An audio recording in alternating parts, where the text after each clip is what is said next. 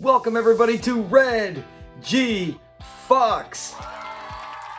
Today on episode breakdown, we are talking about a very cool thing. We're finally getting towards the end of season 1, which is still coming up on the Piano Movers, which I can't wait to talk about. But this is a fun fact. I'll come right to it. This is the first episode that is actually Sanford and Son made, not from Steptoe and Son. So that's one of the fun facts. You're opening up with that right away. I didn't want to wait too long. But that's something cool. This is where it's something that you can't go find Steptoe and Son. This is the first original Sanford and Son, and it is one of the best ones of season 1, and it's called the Suitcase Case. Now on this one, let's get to it right away, because we got a lot. We got some fun facts. We already hit up one. We got a couple familiar faces, and we have a whole lot of top 5. It's more than top 5, but some great moments on this one. So it pulls in, Lamont comes back, and he's got more junk, and he comes in looking for his dad, and Fred's got the newspaper, and he's reading Dear Abby, and he's talking about problems that people have. It's so funny. Dear Abby's like the original social media with Twitter or anything else where you want to hear rumors or junk, and that's why it was so popular. And he's laughing about other people's problems, and he goes, come on, let's get out here, and they go, and Fred already is going, look, man, how long have you been doing this? He's all, as long as he can remember, you know, and he's like, you should know better than this, than to come with some of the junk you got. He's not happy with the junk that Lamont had just picked up. And he goes, this stuff makes our junk look like, you know, junk. This is the stuff you're bringing in makes junk even, you know. So he goes, okay, well, and he's like, let's see, let's look at the junk. What exactly is it? And he goes through and he's like, look at this. You got snow tires. He said, why on earth would you buy snow tires in this area? And Lamont's like, you don't know anything. People are always going up to the mountains and skiing and snowing and driving down here in, you know, California. You don't know nothing. And he's like, yes. And Fred, this is a top 5 funny the way he does it. It's what he says and the way he delivers it. He's all, oh yes, of course. All of our neighbors are always out skiing and yodeling. And you know, people in that neighborhood, they don't got time for that, or half of them don't even care. You know, they're closer to the beach than they would, which is also cheaper and easier to go for a swim than it is to ski. But Fred is correct. I understand where Lamont's thinking, right? He's always trying to think ahead, but he didn't. And then he pulls up, he's like, look at this suitcase. He said, some fool probably threw this, and before, when you see something like this, step on it. And if it squishes, you don't want it. And then he opens it up, and it's like, of course, it's money. How many times have we seen this on different shows, especially back then in the 70s and 60s, where someone finds a briefcase full of money? Well, honestly, from all the episodes I've seen, this is the best one I've ever seen, where someone finds money, and it's Sanford and Son, of course, and that's thanks to Red Fox and Damon Wilson. But he sees it, and Fred's ready to have his heart attack. You know, he's dropping back, and he sees money, and Lamont gets it, and he gets all excited, and they run in the house, and they lock the door and pull down the shades, and they can't believe how much money they've seen, and they're talking about how exciting this is, right? Your first instinct, as mine would be as well, is, oh my gosh, I've never had this much money. And Fred even says, I've never seen so much money in my whole life. And you're thinking, what are we going to do with this? And it starts going. And the top 5 funny is when he's like, hey, we can move to Beverly Hills. And he's like, yeah, we can go to Beverly Hills. And then Lamont's like, hey, do you think they'll let us? You know, obviously being skin complexion. And he's like, think they'll let us? These white snobs. He doesn't say that, but that's what we're implying. And then Fred's like, why not? You know, and he's right. He's like, why not? Wilt Chamberlain lives there. And they're like, yeah. And he's like, we'll have to get a place next to Wilt Chamberlain. He'll let us live there. So top 5 funny. And as they go on and they're talking more about the excitement, and they're like assuming, hey, this is probably going to be about $50,000 at least. And then they're thinking, who could have got it? And now they're talking about a criminal could have did this. Maybe there was 2 guys. One stole it and dropped it, and Fred's like, hey, and then the other one was supposed to come get it, and Lamont got it too soon. And Lamont his brain starts thinking, Fred doesn't matter. And he's like, we got to get this, and we got to take this back, and we can't keep this. And he's like, nope. And he goes, remember, because he's like A, B, C. Fred's like, you can D, E, F. This YOU is keeping it. And he's right. And it's hard not to agree with him, because you're thinking, right there at that time, take that money. They can retire. Heck, sell your place for a few thousand and get the heck out of town with it.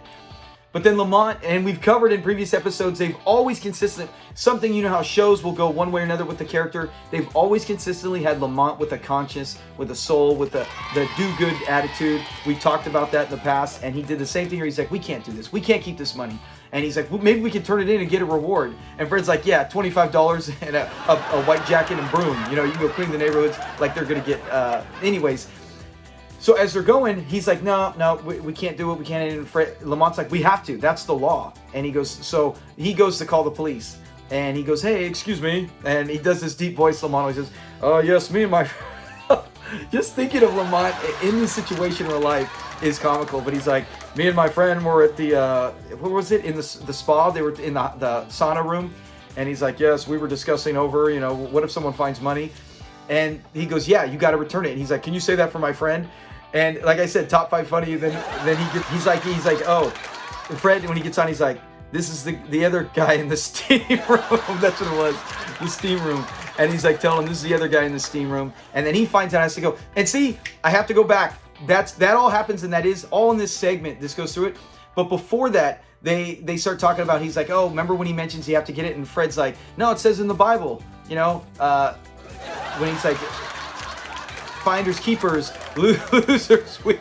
That's top 5. He's all, it says in the Bible, we get to finders, keepers, losers, weepers. And Lamont's like, where does it say that? And he says, where it go in the Bible where it says, if you seek, you shall find. That was right before. They're going back and forth. Like I said, it's so much funny stuff in there that it's all crammed in there. And as they're talking, then all of a sudden they get a knock at the door. And they're like, oh, could it be the robber? What's going on? And they go there, and it's the lady. And she's like, oh, hello, and just interested in, and they're like, no, we're closed today. And she's like, what, closed? And they're like, yeah, it's a holiday. And she's like, I didn't know holiday. And he's all, it's Booker. They're both saying the opposite. He's like, it's Booker T. Washington. And then they stop, and he's like, it's George Washington Carver. They're both trying to say other famous people. And he's like, you wouldn't get it. You wouldn't understand. It's a holiday. She's an old white lady. She's not going to understand. So she leaves. But that's when it finally hits them. They got to turn it in, as Lamont's like, and before he does that, Fred's like, look, why we wait, right? Because they're saying to call the police. He takes the briefcase and puts it in the safe, and he closes it, and he has it done, and he's like, all right, now it's safe. And Lamont's like, okay, what's the combination to the code? And Fred's like, He said, it's written down on a paper in there. We'll worry about it. So they go to call the police, and remember, he's like, gonna call the cops, and he's like, any cops are due. Fred's like, no. We want Swanee and Smitty. We want our friends. And he's like, what's the difference? He said, basically, how long you spend in jail for stealing when they come over with a briefcase full of $50,000. So he makes a great point. So they ask for Officer Swanee and Smith, and then they hang up, and now he's got to get the briefcase. He's like, let's get the combination. So he's thinking, and he goes there, and he's all, what does he name?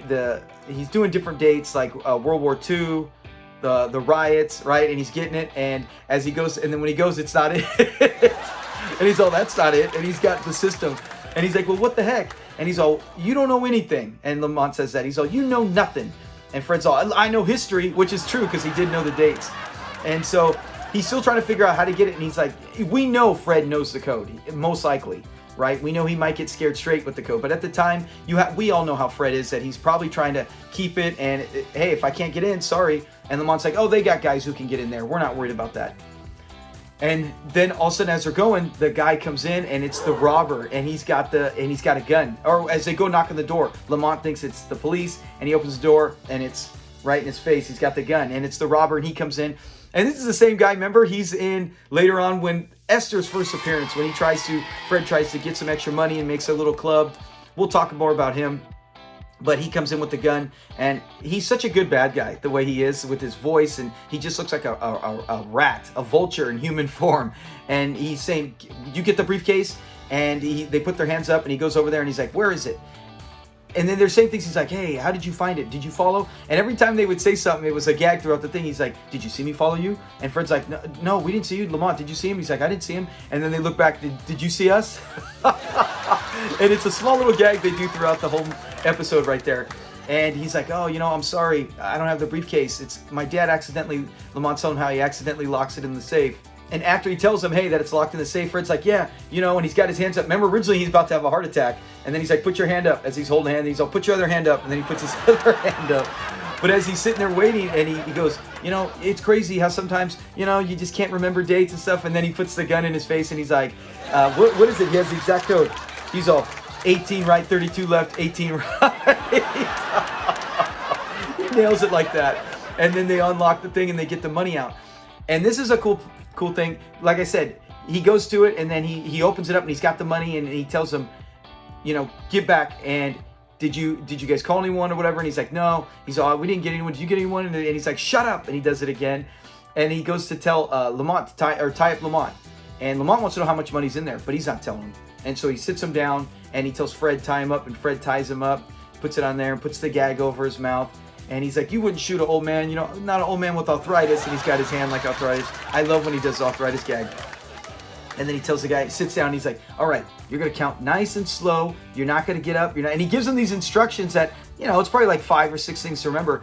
And then Fred's so paranoid. And another top 5 funny, this whole thing is he's setting it up. And he's like, I'm sorry, I didn't hear nothing after sit down, because he's terrified. And then when he puts the gun in his face again, he remembers the don't do this, don't get up, don't call anyone, don't do that. And he recites the whole thing back. The writing on this and the fact that it's not Steptoe and Son anymore is why I love, this is why there's good episodes already. We've talked about Coffins for Sale, the Barracuda, like other episodes that are really good and classics that we all love. But this one I feel like it's still a great story, and from almost every scene there is comedy, great written lines, and just perfect performance by Damon and Red. And so he gets it and he goes to back out, and before he comes, remember the cops, that's what it is, right before he's about to leave, there's a knock at the door. This is before he leaves, and he goes and it's the cops. And now he's hiding behind the door with the gun, and Lamont had to back up out of the seat. And it's Swanee and Smitty, and they're there, and he's like, what's going on? And dang it, see, I forgot. Shoot. They also called earlier on the phone. See, there's so much good stuff in here that it's all blended together. But they had called earlier, remember? And Fred was like, out of breath. And he's like, every time I coordinate, I get out of breath. And so they think they're not coming. So they're at the door, and then Smitty and Swanee are there, and they're like, what's going on? You sounded kind of weird on the phone. He's like, he's doing... It's just like the episode 1 where he's doing the bidding, where he's acting crazy, and he's doing that, and he's doing it to perfection, and they can't see it. And you think the last thing the cops would say is, hey, what's wrong? You got something wrong with your twitch, something wrong with your eye, Fred? And they say it, and then the criminal sticks the gun in Fred's back, and he's doing everything he can. He's like, no, everything's fine. He's all, it's just this smog, the smog's really getting to me. And then Swanee goes on this huge rant where he's like, it's a terrible thing. We could put men on the moon, but we can't do anything about the air quality for your eyes, Mr. Sanford.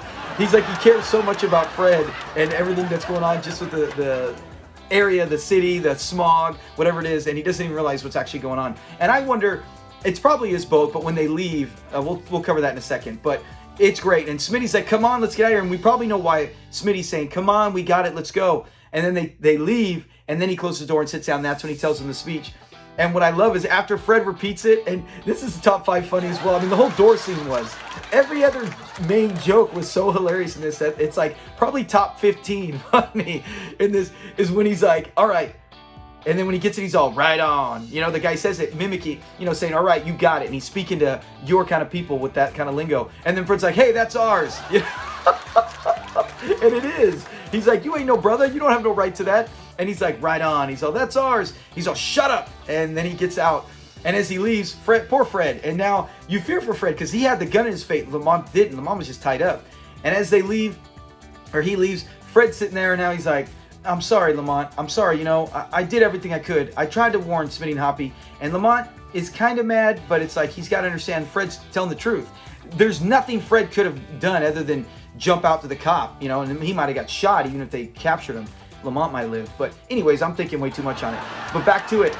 He does that, and then the cops, Smitty and Swanee come in, and they got the guy. He's cuffed, and they got him, and they have it, and he's pissed. And I love Fred, top 5 again. Like I said, everything's top 5. He gets out there, and he's like, yeah, what about it now, huh? Now Fred's ready to knock him out. I wish he could have just given him a punch right to the face. But he's so mad, and they're like, hey, he's like, you guys got him. He's like, oh, your will behavior, Mr. Sanford, totally alerted us to it, and we got it. And then Smitty's like, oh, he dumps it down for Fred. He makes it to where he's like, he talks to where he's like, he understands it more. And because sometimes Smitty talks and things where you're like, even I don't get some of the words. I'm like, what is he talking about? But as he says that, Fred's like, yeah. And he goes, and the guy's all, oh, you idiot. And he was so pissed. And Fred's like, shut up. You shut up. Now you ain't so tough. I absolutely love that part. That part always busts up laughing, and it's like I feel so happy for Fred. Even though we know it's a fictional character and world, I feel so good for him because it's like vindication. You shut up. I got you. I beat you. You some punk with a gun. Fred would have knocked him out if he didn't have a gun. And so he gets out of there. And then another scene when he sits down and he's trying to tell Fred, or Lamont, he's like, hey, I did it, man. I did it. He's like, see, I let him know through my face, my communications. Sometimes through the eyes, you can tell people, as Lamont is just giving him the stare. Like, he's speaking at him with his eyes. You can see Lamont's like, will you freaking untie me and get me out of the ropes and get me off this stupid gag and do it? And Fred can see it. He's like right now, you're speaking to me. I can see you're speaking to me with your eyes. Oh my gosh. This one, I probably zipped through it faster than normal because it's so funny, and and you can see I forgot some of the parts. I had to go back, but this is one of my favorite episodes. I know Coffins for Sale probably is. Piano Movers probably is, but I think this is probably my most underrated episode of season 1, to where I like it. If you talk about it and you go, oh yeah, the Suitcase Case, yeah, where they find the suitcase, we've seen that in 100 other shows. But then when you watch it, you're like, oh my gosh, there is so much humor and jokes in it. I mean, I zipped through and it's like I said, almost everything's top 5. And I'm trying to see, was there anything else I missed? I mean, he ranted about the smog. Anyway, so we open up at the final scene, and they're sitting there, and all the Swanee, not Smitty, Smitty and Swanee, not Hoppy. They're talking to Fred about it. They're getting the story down because, you know, they got the guy. They got to get the testimony, what's going on. And Fred's telling them. And then as they get to it, and it gets down to the point where Fred goes, this is what happened. And he takes it, and he puts it in the, he even says the Wells Fargo. He puts it in the Wells Fargo safe, closes it, locks it, and then Lamont's like, you can see Lamont's face. He kind of wants to stop him, but then he's just like, and they're like, where is it? And he's like, oh, this, and Lamont says, the combination's inside. And even Smitty, he's like, what? He shouts it. He's like, what? How could you do this? And he goes, oh well, you know, it looks like it's gonna have to sit in here. And we already know it's, what was it, 18, 32, 18. But he acts like he doesn't know, and he's got that grin at the end, the Fred Sanford grin. So that is it on the Suitcase Case. It is so funny, man. It's like when it comes down to comedy-wise, the story-wise is not my favorite. The story, it's like, like I said, we've seen it before. I find some money, blah, blah, blah. The story's not the best, but the writing for the comedy, it is. I gotta say top 50. Out of 136 episodes, I can almost assuredly say the Suitcase Case is gotta be top 50, maybe top 30 when it comes to comedy-wise. There's been better stories in the series history. But this is so funny. You go watch this again. I mean, anyone watching, if you're kind of a casual fan, if you've just caught the show and you got a dozen favorite shows, definitely hit up the Suitcase Case. I would recommend watching this one from season 1 for a whole bunch of laughs, because the emotion, the faces, the characters, it's so good. And this is a very entertaining episode, to say the least. So let's get to our next part. Is we have a bunch of top 5s. We already hit up the first fun fact, and that this was the first ever episode of Sanford and Son. Good trivia question for my audience, whoever pays attention, that was not from Steptoe and Son. This is Sanford and Son on its own. Another one, these are some of my fun facts. Are not really they're just things to point out. Wilt Chamberlain, this is the second time we've ever heard a famous athlete mentioned, with the previous one being Jackie Robinson in The Coffins for Sale. So now you got Jackie and Wilt Chamberlain, two of the greatest athletes of their sport and of their era, both mentioned in season 1. I thought that was interesting. Now, here's another one. A lot of times I've seen this episode, I never paid attention. I know Fred mentions it at the end, but I never paid attention what kind of safe it was. And I did say earlier, it's a Wells Fargo safe. That's another one that I promise I will have on our channel, trivia question one day, because you could have told me any banks back then. You know, Wells Fargo is an older one, so that's probably the most popular guess. But Wells Fargo was the name of the safe. Now, we also found out the suitcase. How much money did it actually contain? He says at the very end when the criminal gets captured, another trivia question that'll pop up. I love seeing these fun facts. But if you actually watch the episode, you remember it's $70,000.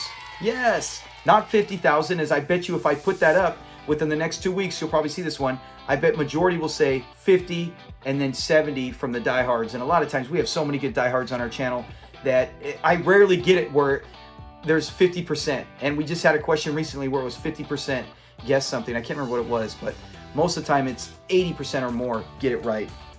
That's how smart our community is. But yeah, it had 70,000. Now, check this. For inflation, do you know how much that would make this today if you had this suitcase? $430,000. So let's stop right now. If I had back then in the 70s, $70,000, and I lived anywhere in SoCal that's not Beverly Hills, but anywhere in the country, think about, other than like a New York or some rich name, heck, maybe New York, $70,000, I could probably go buy a home for $5,000, $10,000, and you got so much left over. $430,000 nowadays in California, good luck, man. Good luck. The best I can think of would be way out in the desert where you might get a 300, 400,000 and you ain't having a bunch of money left over. That's how crazy expensive things are. But yeah, 430,000. Here's another fun fact. If you remember in the episode when they're talking about, hey, we can move, they thought they had 50,000 and they're like, hey, we can move to Beverly Hills, right? With this 50,000. $50,000 or $70,000 would not even buy a home in Beverly Hills. In the 70s, Beverly Hills, the average price of a house was $150,000 to $250,000. Wow. So basically doubling what they found, and then they could still buy a house. You know, they probably have with $70,000 enough for a down payment and then have to make monthly payments, but they couldn't have bought it straight out with that cash. That's crazy. I had no idea. When I looked, a lot of these fun facts I'll find out while I'm watching the show, but ones like this, I have to look up and go, wow, that's pretty cool. I had no idea that that's the housing prices at that time. So that is it with the fun facts. There were some good ones in this one. That's what I liked. And there will be episodes where we find a lot more, especially when it's not. I think Sanford and Son actually has more fun facts than the Steptoe and Son. I don't know. Maybe I'm just a lunatic. So let's get to familiar faces because there were two of them. Now, I did not recognize the lady. Diehards or people from these shows might know, but her name was Florida. I want to say Freelis. She was in the Mini Loves of Dobie Gillis. That's a popular show, right? In the 60s, Dobie Gillis, Mini Loves of Dobie Gillis. She played the mom on that of Dobie Gillis. So that's someone there.